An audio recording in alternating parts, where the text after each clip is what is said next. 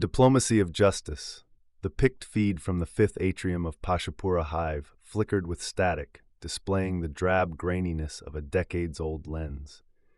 What in reality was a hive deck teeming with garish signage and clashing synth lumens appeared on screen as a faded, muted corridor of shadows and dull steel.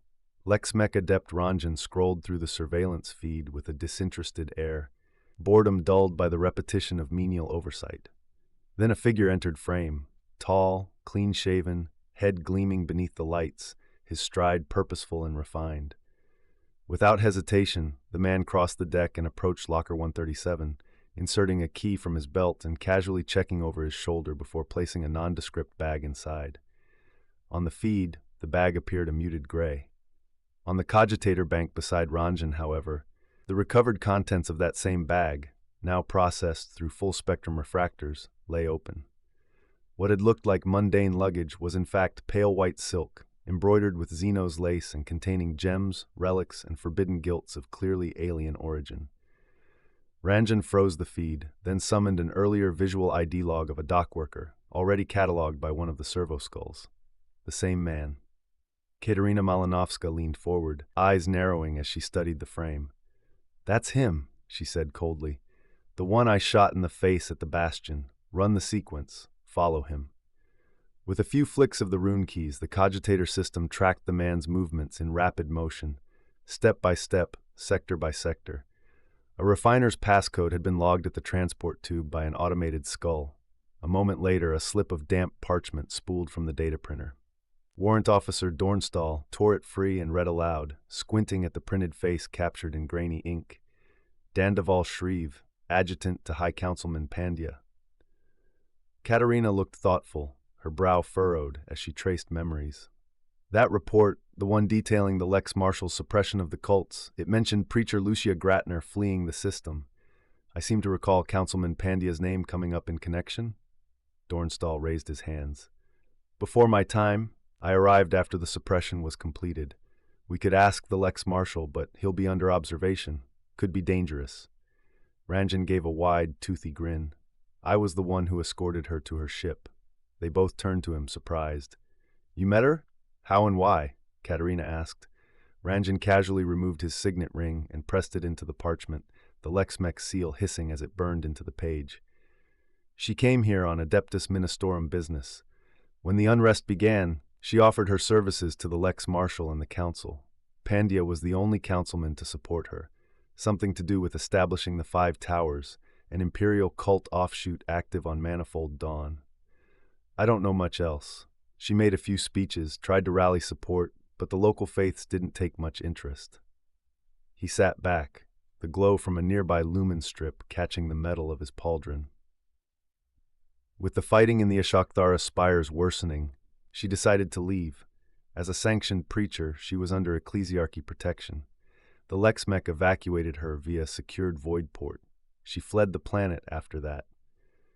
There were accusations of her involvement in the unrest, of course, but he gestured vaguely toward the hive skyline visible beyond the armor-glass slats. People here still remember her grandfather. He did a lot for the sub-level serfs, real emperor's work. They remember that kindness, so the charges were quietly dropped. "What was she like?" Katerina asked. Ranjan shrugged. "Quite plain to look at. Didn't wear a lot of finery or ecclesiastical ornament, but..." His eyes glazed over briefly, like the image of her was etched into his occipital lobe. She had a gaze, hypnotic. Maybe it's something they teach in the ecclesiarchy seminaries. How to hold a room. We Lexmech get trained in how to stoned with rubble and stabbed with cutlery. That's our seminary. Dornstall chuckled, nodding.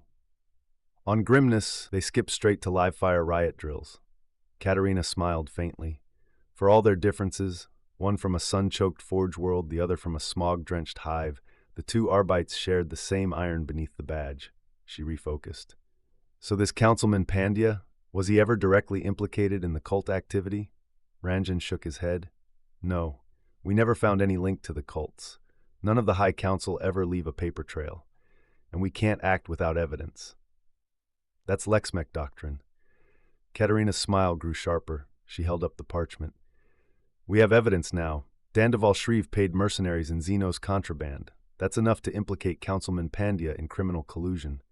Ranjan leaned back, folding his arms. And what exactly do you want us to do with that? Katerina snapped upright. Arrest them both. Dornstall raised an eyebrow, still reading. On what charge? Ranjan sat back, folding his robed arms. Possession of forbidden Xenos relics, trafficking in stolen archaeotech, attempted murder of an Arbeits officer in the line of Imperial duty. He tapped the screen. And the belt with that coat. Of the 4 charges, the last is the gravest. Dornstall snorted. And those mercenaries we met at the Bastion, any chance they're registered with the Officio Assassinorum? Negative, Ranjan said, smirking. If they were Officio, they'd have done a cleaner job. If they were off the books, well, Councilman Pandya ought to demand a refund.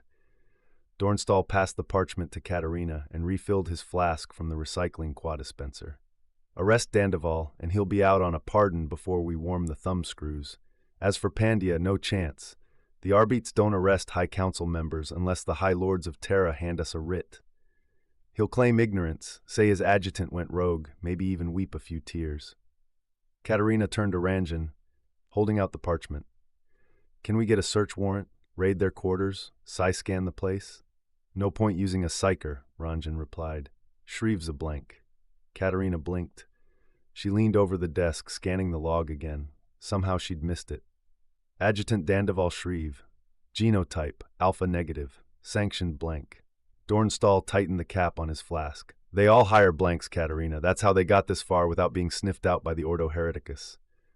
Null's jam psyker readings, confuse cogitator auguries, block Saint Sight. It's why they're still breathing. Katerina sat back in the creaking chair, exasperated. She folded her fingers together, breathing slowly. So how many of the High Council do you think are involved? She asked. Dornstall didn't answer, and that, more than anything, was her answer. Wait a minute, snapped Katerina. What did you just say? Dornstall looked at her, puzzled. Which bit? I've said a lot. You said the Arbeits don't arrest High Council members unless the High Lords of Terra hand down a writ. Dornstall raised his hands in mock surrender. Yes, sorry, that's the way it is. Only an Inquisitor could pull rank on them, and we don't have one in the Reach. Katerina smiled. She stepped across to the Lex Tower's armor-glass viewport. Outside, 2 fine contrails marked the heavens. Void trails from battleships in low orbit, glinting faintly like knives against the morning sun. She looked back over her shoulder. Why bother the High Lords? Isn't it the Council who hold power here now? The High Council only maneuvered into their protection. Ranjan gave a dry grin. All right, clever, but we're just Arbeits. What makes you think the General would even grant us an audience? And do you have the coin for that kind of bribe? Katerina folded her arms and leaned against the armor-glass viewport. Well, for the first, a sister Hospitaller ship is already en route to Sarathar to recover the remains of my convent sisters. That gets us an audience. Ranjan grinned, eyes glinting as he tapped his data slate. I'll place a Vox request immediately. Ordo Hospitaller representative seeks audience with General Trevaux on matters pertaining to ecclesiarchal ministry business. That ought to catch their attention. Dornstall clapped him lightly on the pauldron. That will do nicely. He turned to Katerina with a crooked smile. I suppose someone of your rank will need an escort. The starport's crawling with vagabonds, smugglers, and snake oil preachers. Not the safest place for a lady with a target on her back.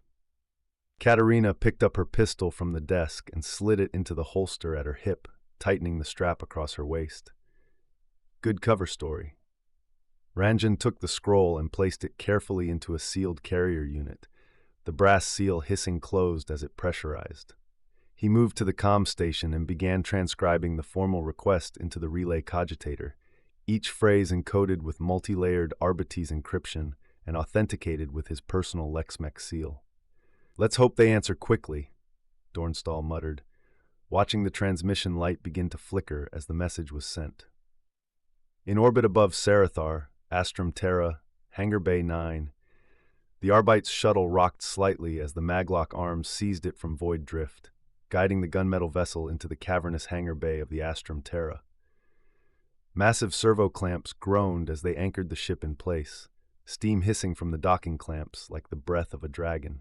Inside the bay, a flurry of activity erupted.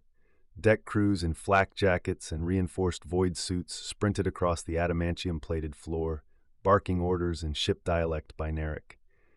Their movements were crisp and disciplined.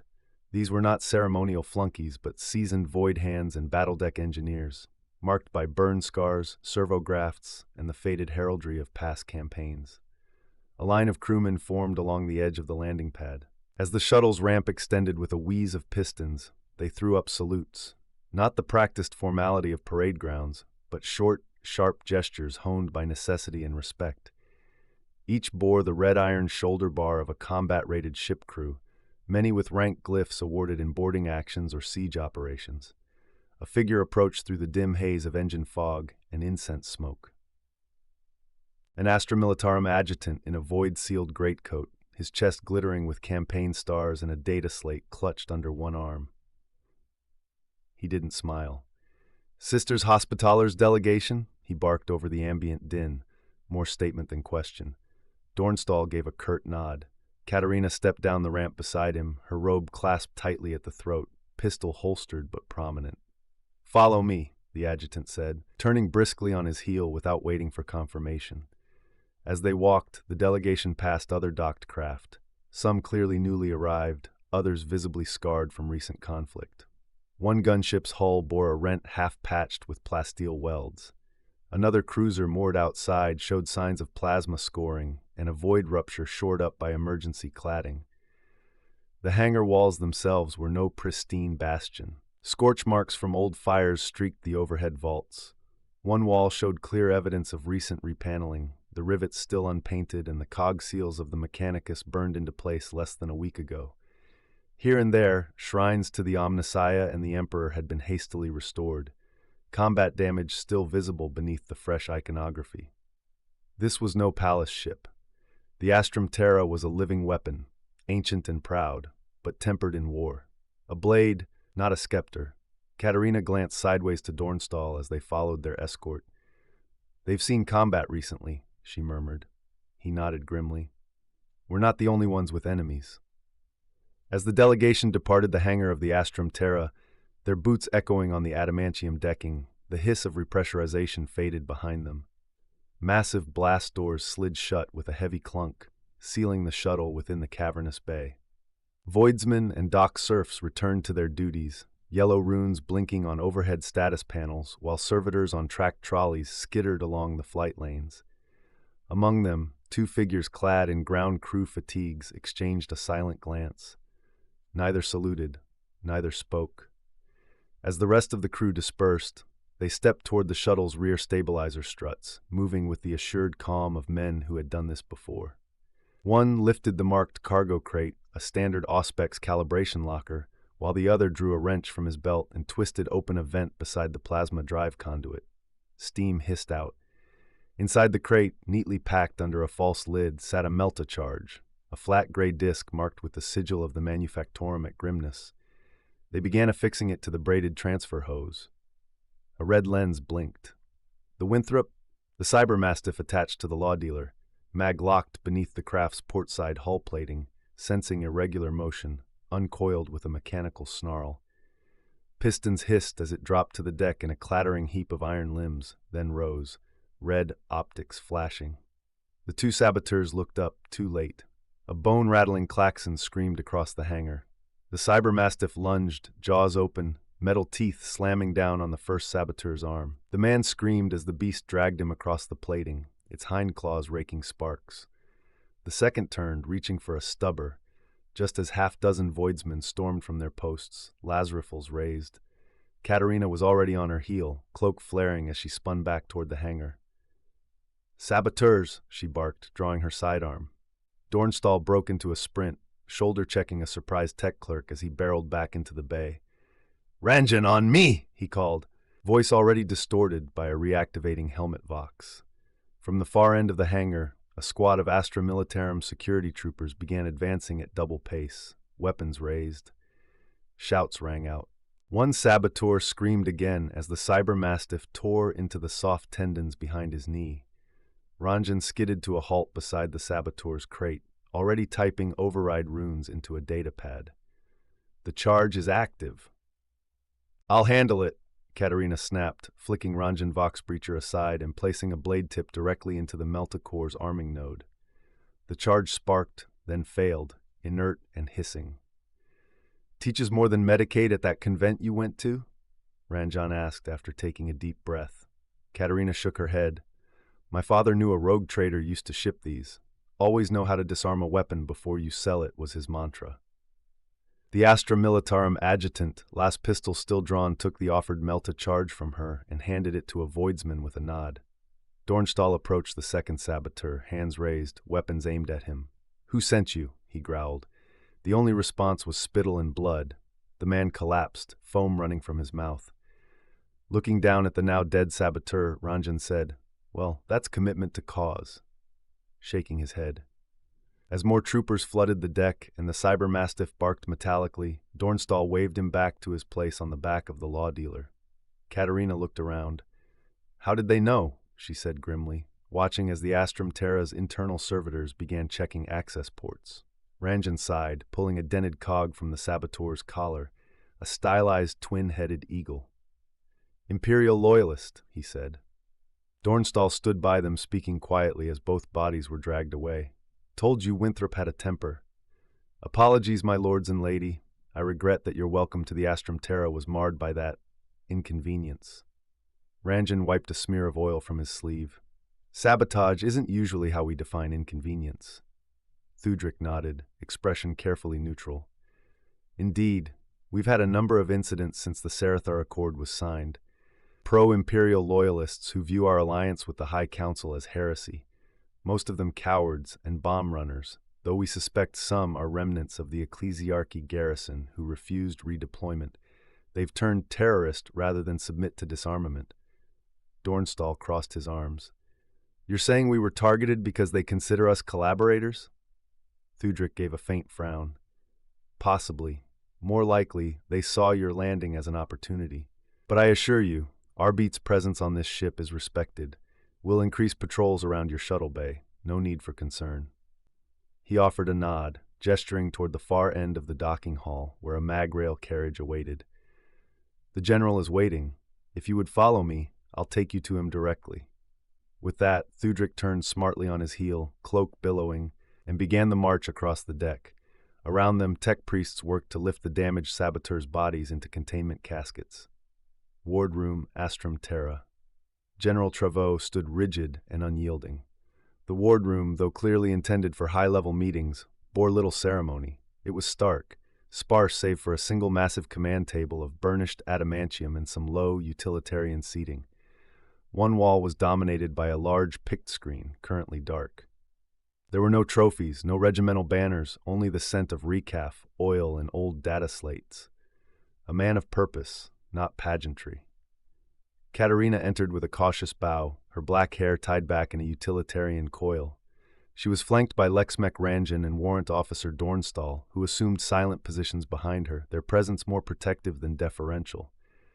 Adjutant Thudrik, standing beside the general with all the stillness of a servo skull on standby, did not so much as twitch. Hands folded neatly behind his back, he appeared almost an extension of the warship itself, impeccable, disciplined, and quiet. Travaux studied Katerina with a tactical eye. He noted the outline of a compact auto pistol hidden in her boot, the combat blade strapped to one thigh, and the last pistol hanging at her side in a worn leather holster. The scratches and impact scoring on her borrowed Arbites armor spoke of recent violence. Dust clung to her cloak. The dents hadn't even been buffed out. "Sisters Hospitaller are trained for war zones," he said bluntly, "but judging by your kit, you've been doing more than treating the wounded. So tell me, sister, who exactly have you been fighting?" Katerina offered a faint, disarming smile. "Sarathar has been generous with its cultural exchanges." That drew the ghost of a grin from the corner of Travaux' mouth. "My men might agree with that." His tone suggested her answer, while evasive, had satisfied his curiosity. For now. "I've been informed the Hospitallers have dispatched a recovery vessel," the general continued. "It'll arrive in system within the next few days. In the meantime, I've already arranged for the remains of your fellow sisters, those recovered from the Tenebris Lex, to be held in one of our chapels. You're welcome to see them." Katerina gave a respectful nod.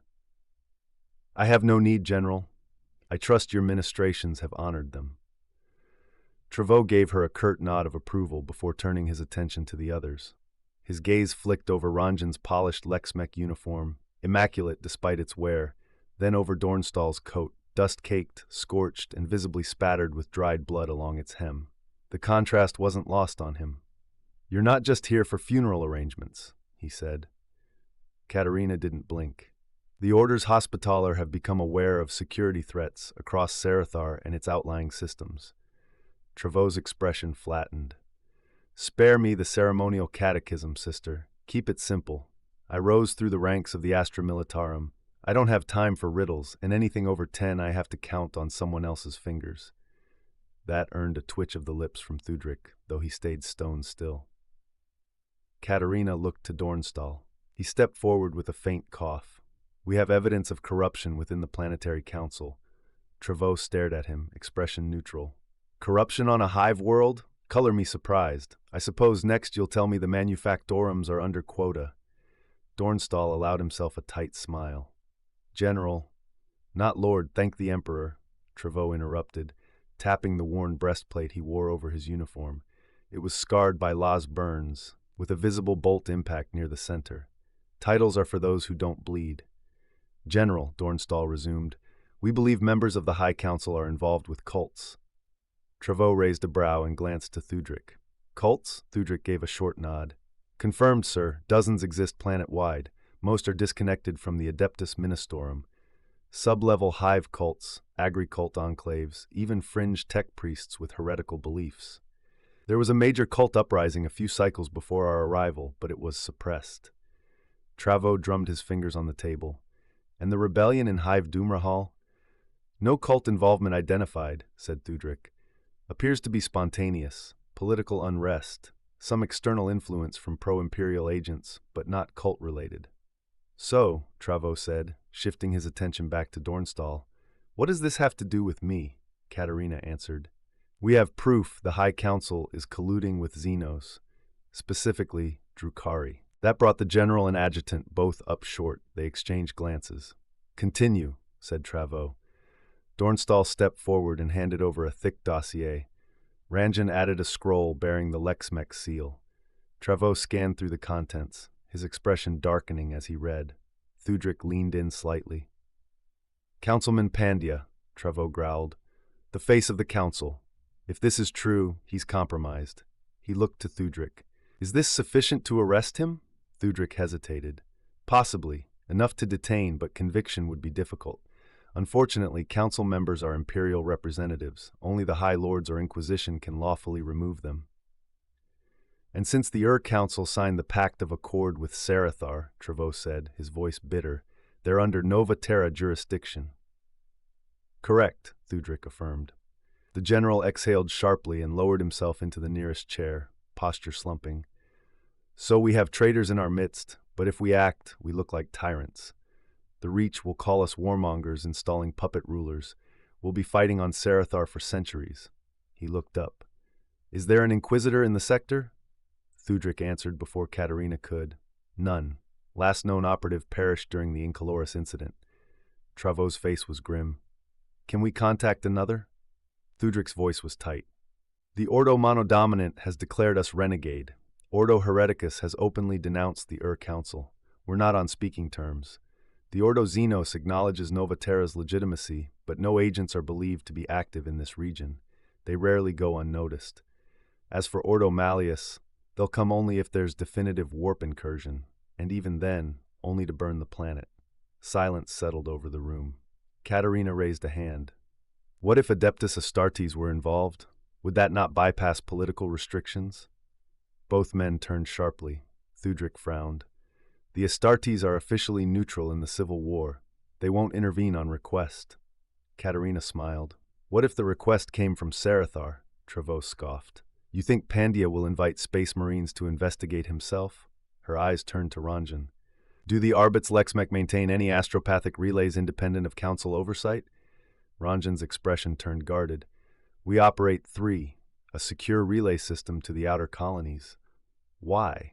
Katerina's smile deepened. "Then I have a message to send." Dornstall crossed the floor to stand beside Ranjan. Both men looked at her with the sudden intensity of those realizing their orders might involve revolution. Thudrik turned to Travaux. The general's eyes were narrowed, uncertain. "What," he asked cautiously, "exactly do you have in mind?" Far away, deep in the Arcana Inclusium, the long winter, knitward Hal. Skop Wulfgar reached the end of the parchment, leaning back to admire his work. Two servitors approached in silence, blotting the vellum with mechanical precision. Overhead, a hovering servo skull spritzed the page with a fine mist to set the ink, then drifted back into the shadows beyond the glow globes. Wulfgar placed his quill back in the ink pot, and then he froze. The scent reached him first. Carried on some cold draft funneled through the stone halls of the Skop's tower within Knitward Hal, fortress monastery of the Void Revenants. It was a smell he knew well: wet fur, burnt ozone, and the faint copper of old blood. Then came the sound, tapping claws on stone. A shadow passed across the grand staircase. Moonlight from Nithelm's cratered surface framed a vast, lupine silhouette. A giant head poked around the sanctum doors, eyes glinting, fanged mouth ajar. Rows of predators' teeth glistened beneath the curling lips, and behind them, layered optical lenses of a Tepter lucidum caught the lamplight. Wulfgar relaxed. He removed his hand from the grip of his bolter. "Hello, Demung," he said, uncertain if one should really speak to a warg, but quietly sure the beast understood both Gothic and Werthen perfectly. The servitor beside him seemed to hesitate, almost as though confused by the interaction, though its mind was a lattice of subroutines waiting for an instruction. Demung sniffed the servitor briefly, then padded in and curled up full length before the hearth, melting ice from his coat hissing on the stone. As expected, Magos Ductora Cogitatus Tiberius followed close behind, Workhung at his side. "Wulfgar," the Magos said, stepping up to the desk. His mechadendrites whirred softly, one reaching to tighten a servo's loose coupling. He peered down at the parchment. "Ah, a chapter list. 10 companies, all present and correct. The late Lord Gilliman would be proud." "You know the Iron Thane's opinion on the Codex Astartes," Wulfgar replied. "It's only fitting we follow the customs of our parent chapter." "Oh, really?" Tiberius scoffed, one dendrite flicking a purity seal into place on the servitor's reattached cranial plate. "It's been 5 millennia. You'd think the canicles of the old Astartes would have decayed by now." Wulfgar gave a dry laugh. "From the mouth of a Magos of the Mechanicus, that almost sounds heretical." Tiberius shrugged, servo joints clicking. "The Mechanicus never had an Iron Thane, nor a living saint whose blood reshaped doctrine. Things change. The galaxy's spun at least once since the heresy. The galaxy completes a full galactic cycle every 41.3 million standard years. Ductora Cogitatus," Wulfgar said, petting Workhung, who was currently licking purity seals off his shin plate. "You know that. You're making small talk, and you're not very good at it." Tiberius retracted his mechadendrites and straightened. "So Bjornwolf keeps telling me. I tried installing a personality subroutine. It's unreliable." Wulfgar covered the parchment with a velvet shroud to preserve the wet ink, then frowned. "You only brought 2 wargs? Ah, Thenkung lost a paw to a Drakari glaive. She's being fitted with an augmetic as we speak." Tiberius leaned in conspiratorially, lowering his voice. "You know those Xenos bastards burned my hut? Had to get the Scutarii to rebuild it. It's not the same. Alpha Braylon built the last one. She would have made a fine Magos reductor. Her talents will be missed." "Yes," Wulfgar said, his tone low. "She is missed by many." He did not speak the name, but Bjornwolf came unbidden to both their minds. "Anyway," the Magos said, clapping his gauntlets together, "what brings you up here on such a cold Leotnite?" "Aylward intercepted a message," Tiberius said. "Astropathic relay out of Sarathar." "Oh," Wulfgar tilted his head. "Something to do with the loss of the Pax Interis?" He isn't entirely certain. The message was cryptic. An inquisitorial sigil carved into a broken blade pommel, a silver flask, probably for water, maybe oil, an imperial eagle with only one head. Wulfgar stood, taking his skull-faced helm from the stand and locking it into place. "Katerina Malinovska asks us to aid the Adeptus Arbites against the forces of Nova Terra." "Throne." Tiberius rubbed his cogitator node. "You people and your riddles, ever thought about just sending a servo skull with a letter?" Wulfgar keyed his vox.